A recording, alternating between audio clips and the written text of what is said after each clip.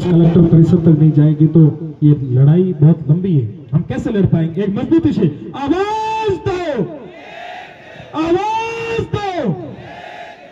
साथियों, आज हम सबको ये आना पड़ा, ये हमारी कोई शौक नहीं है, हम सबको एक मजबूरी, जो सिस्टम की लड़ाई है उसके खिलाफ हम सब अपने अपने हक की लड़ाइयों के लिए आज इस बाड़मेर जिला कलेक्टर परिसर में एकत्रित हुए हैं।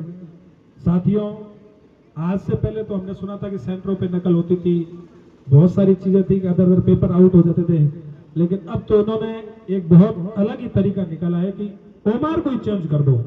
किसने क्या भरा है, क्या किया है, इसको पकड़ नहीं पाएंगे, क्योंकि सिस्टम में जो लोग बैठे हैं वो हम सब लोगों को उस जगह नहीं देखना नहीं चाहते कि अगर ये गांव और किसान परिवेश से होते हुए लोग अगर सिस्टम में आ गए तो हमारे बेटे क्या करेंगे।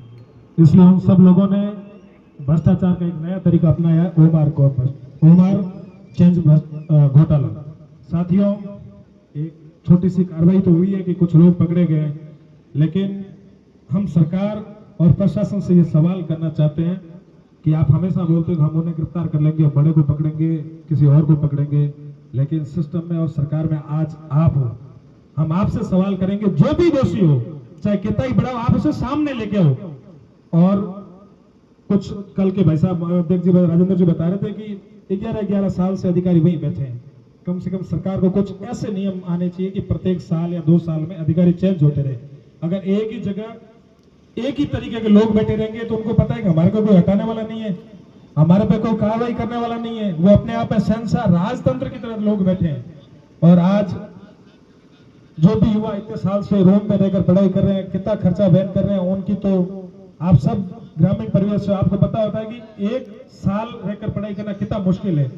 आदमी गांव से उठता है, शहर आता है, और इस ठंड में हमारे माँ बाप या तो खेती कर रहे होते हैं या जो भी अपने फसल होती है उस फसल की बुआई कर रहे होते हैं, और वो चाहते हैं कि मेरा बेटा बाड़मेर जाएगा, पढ़ेगा, कुछ नाम रोशन करेगा।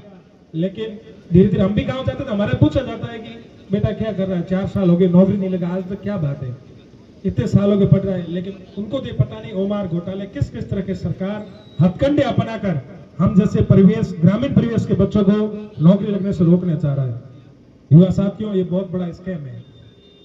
सिस्टम में बैठे लोग लगभग, मैं आपको जो बता रहा हूँ, आरपीएस में जितने लोग बैठे हैं उनमें से सब लोगों की कम से कम अगले 10 से 11 साल की जांच होनी चाहिए, क्योंकि हमें आज पता, हम तो अब समझने लगे हैं धीरे धीरे ओमार चीजें क्या होती है, कैसे घोटाला होता है। सही बता रहा हूँ, मैं तो जहां तक गया मैं ये सोच नहीं पाया ओमार में इस तरह घोटाला हो सकता है, क्योंकि यहाँ बैठे किसी को पता नहीं ओमार चेक कहाँ होती है। मैं ये दावे के साथ कह रहा हूँ, जांच से पहले किसी भी आदमी को पता नहीं था कि ओमार जांच कहाँ होती है, कहाँ पेपर बनते हैं, लेकिन ये लोग बहुत बड़ा खेल करना चाह रहे हैं।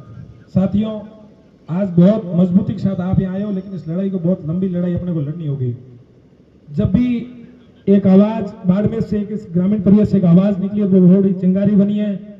मैं राजस्थान सरकार से निवेदन कर रहा हूं, क्योंकि हम लोग सड़कों पर तो लड़ सकते हैं, लेकिन सरकार में बैठे लोग, कुछ लोग हमारे भी जनप्रतिनिधि, उनसे भी मेरा निवेदन है कि इसकी सख्ताई से जांच की जाए। ये जो तख्तियां दिख रही है ओमार की, सीबीआई जांच करो। मैं तो कह रहा हूं हमारे प्रदेश के मुखिया को कम से कम इस मामले की सीबीआई जांच, तो जिस तरह इतना बड़ा घोटाला है, कम से कम सीबीआई जांच तो देनी ही चाहिए सरकार को बहुत। और एक मेरा ये साथी सवाई राम, ये मेरा गांव का लड़का है, वैसे बहुत